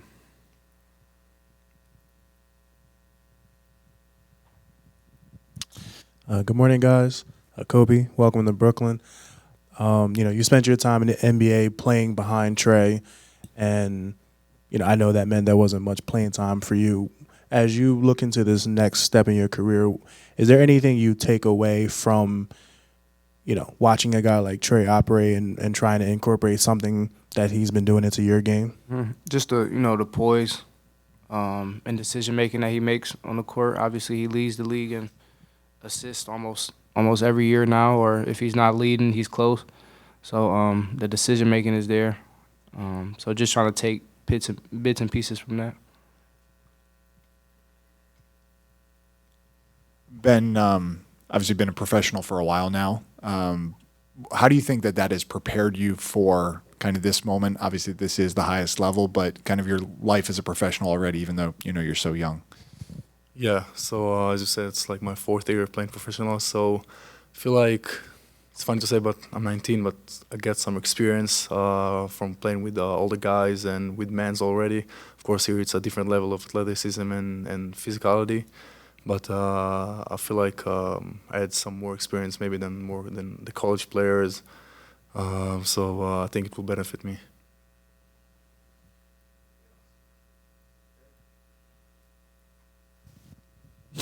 Kobe, obviously, things you weren't able to get off the ground really in Atlanta, dealt with some injuries there, but, with the situation going how it did, was it something where you were maybe hoping for a fresh start? And, this is an organization, obviously, that has had success under Sean Marks and this regime with, reclamation projects, and guys have had really good outcomes, with this as a second stop. So what's the level of excitement regarding that? Oh, very excited. I'm just excited to be here. I mean, obviously Atlanta was, what it was, and I'm just excited for a fresh start and to get to work.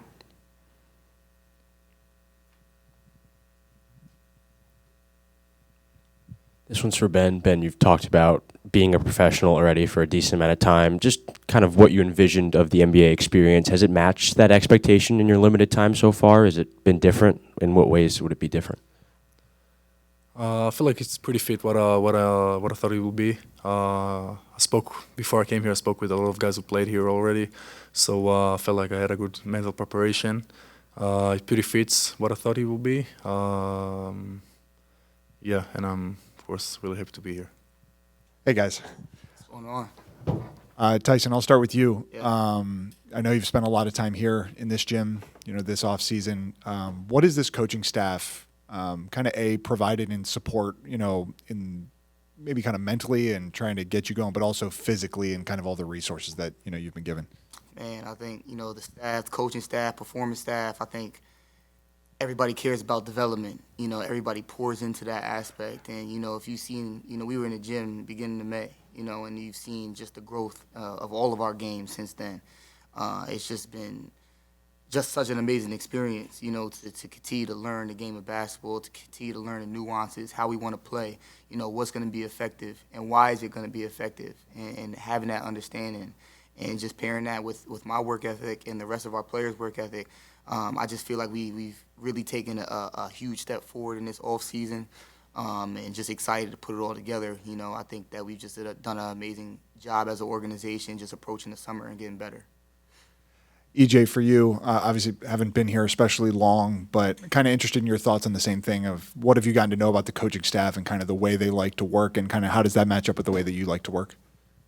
It's just a lot of motivators in the gym. Like he said, they want everybody to get better.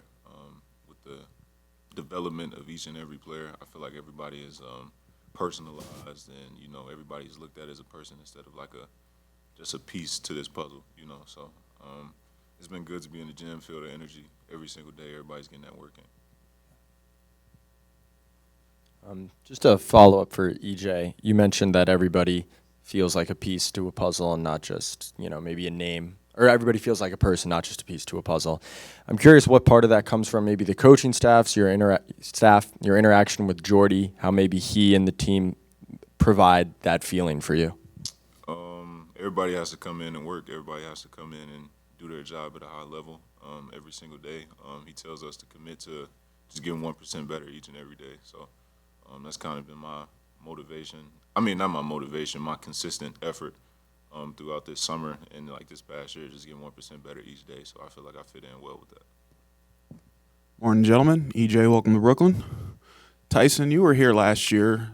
Have you noticed any differences in Jordy's approach from, maybe the end of last season to this summer and now? I think, his intention has been, been the same, as EJ just said, about getting 1% better every day. He echoed that from the moment I was in the locker room at the end of last season to every single day this summer. But everything's just become much sharper. We've taken things to a new level. I just, you can sense the excitement and the fact that we're building something special here. And we've approached every single day like that. We've done things as a team this year. We've done things as an entire organization just to continue to build that chemistry and that bond. Coach talks about it after we do an event like that, like how many games did we win by doing that? Something that was off the floor, but it's something for us to bond. So I think just everything's become even more intentional than it was last year when I joined the team, and I know that we're building something real special.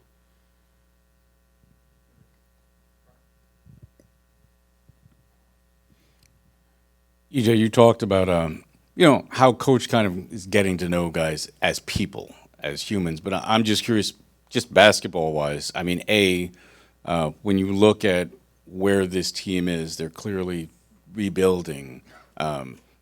Did you see kind of opportunity to get on the court maybe a little more than you had your first 2 years? And what have they talked to you about? What they need to see from you, or what aspects of the game they want you to kind of hone in on? Play hard. Do the dirty work, do the little things that most guys don't want to do. You know, it's not all about like scoring. It's not all about making the flashy plays all the time. It's the consistent effort. I know we had a word grit on the wall. It's the consistent grit, consistent, playing hard. So I feel like that's going to be my calling card. This is for Tyson. Tyson, just talking about how you talked about this summer and how influential it was, even going back to last season. What's the personal expectation for you coming into this season in your game? For me, it's to impact winning in a multitude of ways, and being a leader, bringing that toughness, bringing that grit. Being a dog, like EJ said, willing to do the dirty work. I'm willing to dive on the ground to get us another possession. I'm willing to tag up. I'm willing to, sacrifice for my teammates. Offensively, just being able to continue to be consistent with being a high-level shot maker. And just the number one thing is defense, bro. That's what I'm here to bring. I'm here to bring that energy, bring that spark, that fearless mentality. So just putting all those things together and just, as I'm stepping into year 4, just be a more polished version of myself. Tyson, you get the call up last year, obviously. I'm kind of interested in your time in Long Island. Like, what is the communication to you of like, hey, you need to do this thing, and then kind of once you got to play here with Brooklyn, what did they tell you about like, hey, you did X, Y, and Z, and that's why you're here? Yeah, I think obviously I started my season in Long Island, and development was at the same level and the same intention that we have here in Brooklyn. And my plan from day one was pretty simple. Show that your ability to shoot, but show your ability to defend and guard and bring the intangibles. Bring that grit, bring that hustle. Bring that leadership. And my plan has been pretty consistent, even coming over here to Brooklyn. The only thing that we have continued to work on is being sharper. Being more efficient. And understanding the game, understanding the reads, being able to be on the ball and off the ball and still make an impact. So for me, everything's kind of been consistent. It's just been a process of making it sharper, making it cleaner and more efficient. Hey, guys. Drew, I'll start with you. If you can kind of just take me through what last year was like a little bit for you, and kind of how beneficial it has been to get with this group and this coaching staff and kind of what they've done for you. Yeah, definitely was an experience for sure. Ended up getting traded to Long Island, and it was awesome. First thing Moose said was like, you can take this opportunity or not. Like, it's in your hands, and just the culture in the Strong Island and, all the coaches, like the players, like it's a great environment to get better. And those guys helped me a lot, mentality-wise, and helped push me to obviously end up getting signed, which was super cool. And then to end the season with Brooklyn, right when I got up, Jordy was like, we need you to be you. Like, the confidence he has, like, you got to shoot more, like, all that stuff and the stuff. It was super cool. And it was a dream come true, obviously. And now the goal is just to keep it going. So, yeah. Welcome. This is for Fanbo. I'm curious, above and beyond the fact that this team will be going to Macau, I mean, just were you aware of the tradition or number of Chinese players that have played here? Was that in your mind, I guess, when you were going through the process? And B, have you had a chance to speak to the owner of the team, Josiah? I'm gonna be honest. It's gonna be my first time going to Macau, and that's gonna be so special for me. Being part of this family, and I can play the game in part of China. And especially as a Chinese player here, I gotta keep working hard and trying to clean all the stereotype for all the agents.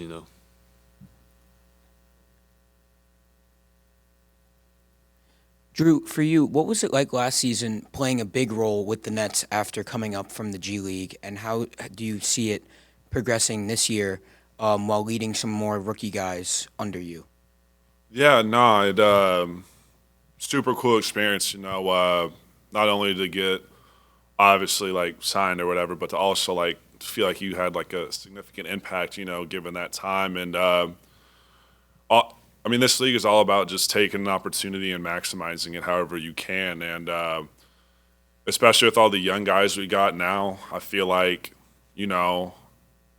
I might not have been in the NBA long, but I've been around, the G League and stuff for a while, and I was in college for a while, so I obviously have a lot of experience, especially compared to some of the guys on the team. So, being kind of a leader and steady force, especially for the young guys, helping them, because it is a tough transition. It's different. You got to adjust and everything, and I think just adding that with also kind of carrying the momentum on for last year would be super important for me. You just got to maximize each and every opportunity, whatever the opportunity may be, so. 范博你好，首先恭喜你正式和篮网签约。那这次签的是一个 Exhibit 10的合同。如果想争取双向合同的话，肯定也要付出更多的努力。所以就想问你在3年后重返，与3年前冲击 NBA 相比，你觉得自己在心态、技术和身体准备上有哪些不同？然后这次重新回到 NBA 的舞台，对自己有怎样的短期的目标和期待？好，首先谢谢，然后。首先也是很久没有回到这个环境了，然后今年也是经历了很多困难吧，无论是伤病，包括其实失去了整个夏天锻炼的机会，包括 Summer League 还有 National Team 都没能参加，然后也希望能自己通过这次机会来提升自己吧，保持自己一个好的身体，然后其实不是每个人都有第二次机会的，希望能更好的把握吧。你刚刚也提到这个机会很珍贵，那我觉得篮网队的锋线的竞争也很激烈。你认为自己这种能突能投的，能投能防的3D 特质能在多大的程度上适应篮网的战术体系？我觉得每个人在任何一个球队、任何一个位置上都有他自己的优胜劣，还有弱点吧。我觉得自己要做的是尽量发挥自己的特点，去能尽可能的帮助到球队，然后完成我个人教练布置过的任务。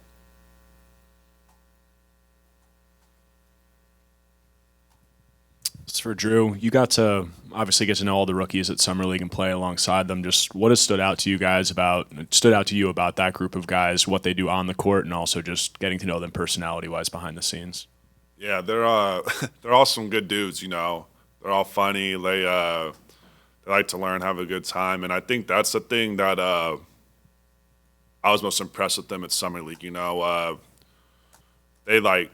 It obviously was like some bright lights the first game. There's a lot of pressure around them, and it was just how much they got better each practice, and you could see it slowly transition to the games. They just kept getting better and better. You could see like once they kind of got their feet wet, they're like, okay, like we're here, we made it. Like they definitely got super comfortable, and I think seeing their growth even from then to now is crazy. A lot of the guys have taken big steps, and it's cool to see, and it's crazy how much more they have to grow, and how they're attacking that process. And you played a lot alongside Danny Wolf at Summer League. You're going to be spending a lot of time alongside him early this season. What has stood out to you about his skill set, and how do you anticipate those training camp battles being? Yeah, no, I mean, he's got really good handle and like shake to his game, like he doesn't dribble like a big guy, he dribbles like a guard, with like all his twitches and stuff, and then obviously he's got all the moves, and he's kind of like a jack of all trades type of dude, and it's super fun, going against him, because obviously we're competing all the time, and also helping him. He's always asking me about moves and angles and stuff like that, so I'm always just trying to help him out as well. It's been fun. Two quick questions for Fanbo. 首先，欢迎来到纽约。有2个很快的问题。第一个是今年中国赛最让你期待的是什么？然后回国有没有什么旅游安排？第二个是你觉得 NBA 和 CBA 它的媒体类的形式啊，和给你的感受上有什么区别？首先很荣幸能成为篮网一部分，然后在中国打中国赛吧。我最期待的就是可以在家人面前有机会上场比赛，然后家人也都会来到澳门来看我比赛，包括身边朋友啊。然后第二个问题就是，我觉得对于球员来说，媒体肯定是帮助球员的一部分嘛。我觉得2个联赛都在通过他们自己的方式，很好的去完善这个球员的整体化。谢谢 Fanbo。Drew, I'm interested just kind of what the three-point shot has kind of done for your game, and obviously you've worked on it, but how different is it for you to kind of play that way? Obviously you didn't really play that way at Gonzaga, even, early on in the G, you're not shooting a ton of threes, and now you're shooting 4 a game when you're up here with Brooklyn. Like, how big is that, for the development of your game? It's obviously a big piece. That's what the league is nowadays. You got to be able to stretch the floor, and it's crazy. We be playing like pickup and stuff now, and people guard me as a shooter. I've been shooting it pretty good, and guys are really respecting it. And the funny thing is, now that guys are guarding me closer on the perimeter, then it's easier for me to get to the best part of my game, which is playing off 2 feet, getting in the paint, driving and kicking. So it's funny how I feel like being able to shoot the 3 better is opened up the stuff I do the best easier, if that makes sense. Because I can really then get in the paint and do all that random stuff I'd be doing. So it's funny how it's kind of opened up something that I've been doing the whole time, but made it easier to get to, I guess.